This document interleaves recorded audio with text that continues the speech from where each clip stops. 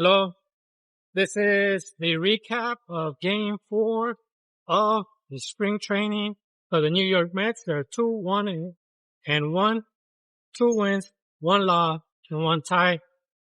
Spring training doesn't really matter. It's who's polishing and who are we going to get, as in who's going to make the roster and how our players are doing. Hopefully nobody gets injured and have a competitive team when the time is on.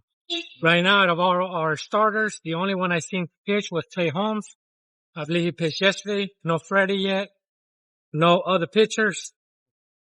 We do know that Freddie's going to be in the Dominican Republic and the WBC. Juan Soto today was versus the Astros. Play left. Good shots on the ball. Caught the ball. By the way, I don't watch these games. I see highlights from every angle, from X, YouTube, Reels, and basically I only see the highlights. I don't see the in-between. Yeah, we see miscues too, because some people may say, well, this person, example, Bichete, we don't like him as third, so you're going to just pin on every mistake that he makes. By the way, Bichete made a good play today, charging from third base. That was good. Tauchman hit a home run. That's another good news. Overall, they like the outcome. I believe there was only 2 good, starters, our relief pitchers that came in from Major League or Major League Ready, Warren and, Brosabon. And the other numbers that I saw, I turned on my phone. I do apologize. I usually try to memorize all this, but my son woke up early and I do this while walking with a stroller here in the Philippines.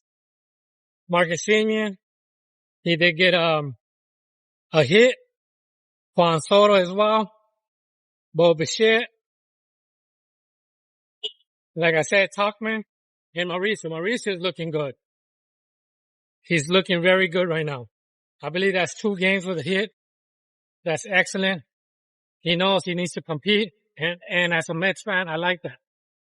He cannot hate no Mets as long as they're doing good. That's the whole point. And overall, the spring training, like I said, our starters haven't pitched, only Clay Holmes. Our hitters are doing well. The good thing is that every day, there's a Mets game for at least the upcoming week. And the reason that's good is because we have to see who's going to make the roster and who's going to be in the minor league system just in case people get hurt. Christian Pache, like I said, he's doing good. Bruhan, he's another name that pops up. He was Major League. He was with Tampa, and I believe with Atlanta later. I'm not sure. Don't quote me with the Atlanta phrase. But we need to have a solid team. That's the main goal. One thing that I saw in the news is Tiki Barber, and I forgot his co-host, or is he the co-host? And they were talking about how the locker room of the Mets was, that it was like business time. And they were pinpointing at Juan Soto. There's a video clip. I'll try to put it at the end of this, of Vladimir Guerrero talking. Well, I'll explain part of the video that I'm not going to include, that I might include later, because now it's irrelevant. But the other part is talking about Juan Soto, because him and Juan Soto are buddies. Him, Juan Soto, and Tatis, for people that don't know that. But one thing that he did mention that I'm not going to put, or maybe I'll put, is that when he was trying to sign for X amount of years. And he said, I cannot see myself playing over 40 or over 40 something. So I want my contract to be X amount of years for X amount of price. But if they add this extra year, I'm willing to do it. He also, and the reason I bring this up, which is kind of irrelevant, is that he said he knew from players from other teams that there were 2 teams that were trying to get him. But one of them was that the Mets were going to go after. So it's not only a rumor, and if it was a rumor, it included him as part of listening to that rumor. Now, the main part that I want to cover is that Tiki and his talk was talking about Juan Soto, on the mindset of Juan Soto, basically on how everything was treated in the locker room. And they're partially right. I don't blame it. If you go to the work, there's people that say, I just come to do my job and leave. That's how life is for some people. Other people, they want to go eat. They want to go do everything after work. Not a lot of people want to spend extra time with their coworkers outside of work. Unless you're over there trying to do batting practice and everything, but not go out and eat and create a bond. Not everybody's like that. And if you watch the Mets, if you watch them on X and everything, and you could see what they call the clicks. You see one click going to go, how can I say this? Go to the hockey game and you can see who the click is. The other one went to go see this and you can see what click it is. It's basically the hint on what click. What click is what, just by looking at the pictures. But what Vladimir Guerrero said is, he cannot live the lifestyle of Juan Soto. Because Juan Soto is like one of those horses with those blinders that you see straight forward. When it comes to the batting cage with the zone, he just looks straight forward at the zone. In life, he does the same thing. It's all discipline. And I like that. As a Mets fan, I like someone that will keep his nose clean, that he's not going to be in trouble. You may not like him in the ballpark. Another thing he said is, one thing about Juan Soto is he tells you things how it is. He does not hold his tongue back. All right? But one thing that I like is that he keeps his nose clean. Yesterday's video that I talked about, Daryl Strawberry pointing out about Pete Alonso that he shouldn't have left. We already know some of the things that Daryl Strawberry did that collapsed his career, or at least lower his career. Juan Soto, for me, I feel that he's not like that. I feel like like he said, Vladimir, he's disciplined. I like that.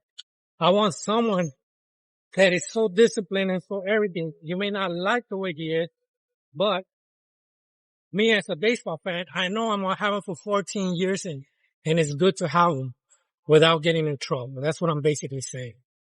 Another thing I did not know is that his mom was an accountant, because Vladimir said it's probably the way he grew up, the way we grow up, and the way he grew up that's the way. And the individual next to him said, yes, his mom is an accountant, and that's the way it led. So we could see that, yes, Juan Soto probably grew up in the Dominican. We may think, yeah, he was probably struggling, and who knows? I don't know. But we know the lifestyle that he carries. And we may not like it, but not everybody wants to go out and enjoy life afterwards. Yeah, I seen him sometimes, like in clubs. Don't get me wrong. I seen those videos of him celebrating. I'm not sure if he's drinking or not. I haven't paid attention to that part. But what I have seen is that sometimes when he's outside the baseball, he's over there playing softball, playing just baseball related things. And that's good. Hopefully he don't get injured, but that's good. My whole point is, you're not going to get every player to be part of something. I know Marcus Semien likes to be that bondage type or training. If it's training, you already got Juan Soto. He's going to be trained. He's going to be playing. He's going to be trying to do everything. Maybe he might not like that bondage thing. Who knows? As we know also, last year, he said that Sterling Martin should be the captain. I don't know. His point is maybe somebody that he likes or somebody that has discipline too, like him. I don't know. Francisco Lindor, I hear that he wanted to be captain. Who knows? But the thing I like about Steve Cohen is that he said there's no captain. There's two players with with a big contract. There's two players that have been hustling. I think Lindor has a not back-to-back, but 2 30 for 30s. Soto came in. He did a 30 for 30. He hit 40 home runs. Both are long contracts. It's hard to put one for captain. It's good to have a captain sometimes, but sometimes you have to realize that it might affect the other player or the clicks. Anyways, that's all I got. Hopefully you like my video. The Mets, like I said, 2 wins, 1 loss, 1 tie. But the main focus on this is, that who is playing, how they're doing, and are they gonna build a momentum? That's one thing, like I said about Ronnie Mauricio. He has momentum right now. Hopefully he keeps it. And last year, I struggled to understand that the players with momentum are the ones getting benched. The players with momentum are the ones getting sent down. The players with momentum in the minors, like Brett Beatty, keeping there for a little bit longer. It does not make sense. You play your hot hand. You play it to the fullest, and then you go on by there. Anyways, thank you, and thank you for watching. Hope you liked the video. Let's go Mets. I do have 8 subscribers so far, which I like. Started my YouTube channel this month, so I'm making a little bit of progress. Thank you for the subscribers, and thank you for everybody that watched. La gente habla de Soto y cosas, pero ustedes mismos saben que el manejo de él es un manejo 1A. Sí, el mejor en eso. Pero yo no podía vivir así. No podría vivir así. No.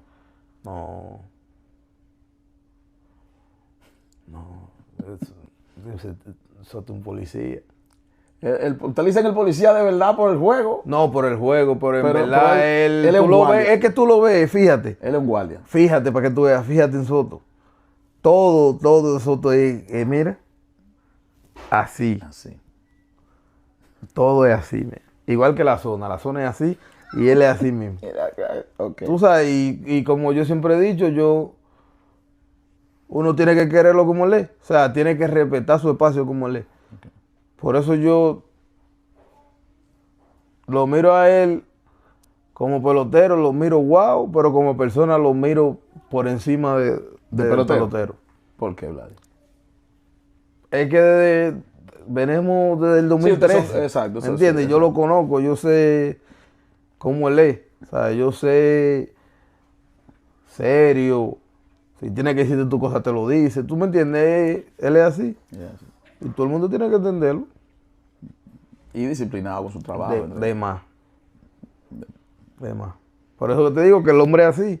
Y como decimos nosotros, la crianza también. Claro. Eso viene de la crianza. O sea, la mamá y el papá todo el tiempo lo han llevado por ahí. No, pero digo, doña Belki es Salón de la Fama. Sí. Yo no me canso de decirlo eso. Ahí vino la última oferta. Porque ellos me hicieron la oferta 500 por 15. Okay. Entonces yo quería por 13. Tú querías por 13. Pero ellos no sabían que si me decían por 14, yo lo iba a coger. Entonces cuando ellos me dijeron, era el mismo contrato, pero por 15 años. O sea. Y yo le dije a mi abogado así mismo, yo le dije, yo no sé si yo juego hasta los 41. Yo te puedo jugar un año o los 40. Un año, 40 años ya, pero a los 41 yo no sé si yo aguante a los 41, le dije. O sea, eso es demasiado años, 15 años, le dije. Y yo le dije, trata de que bajen a 13. Si no bajan a 13 y bajan a 14, ni me llame. Fírmalo. O sea, dile que sí. Dile que sí. Y yo trancando el teléfono, fui al baño. Cuando volví, lo llamé, me dice ya. Pero me dijo, no se lo diga a nadie. Tú estando No, escúchate esto. Okay. Yo estando 6:30 de la tarde. Faltando media hora para salir para el juego.